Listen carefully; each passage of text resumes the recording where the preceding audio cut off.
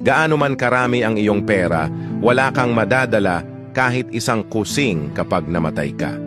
Gaano man kaganda ang iyong bahay, darating ang araw na ito'y mababaon sa ilalim ng lupa.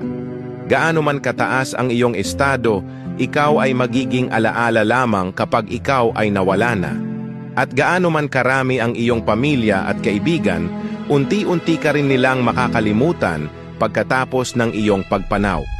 Sabi sa Biblia, sapagkat ang lahat ng laman ay gaya ng damo, at ang lahat ng kanyang karangalan ay gaya ng bulaklak ng damo.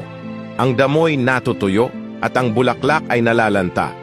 Datapuwat ang salita ng Panginoon ay namamalagi magpakailanman. Lahat ng pag-aari natin ay maglalaho, ngunit ang ating kaugnayan sa Panginoon ay mananatili sa kawalang hanggan. Kung naniniwala ka rito,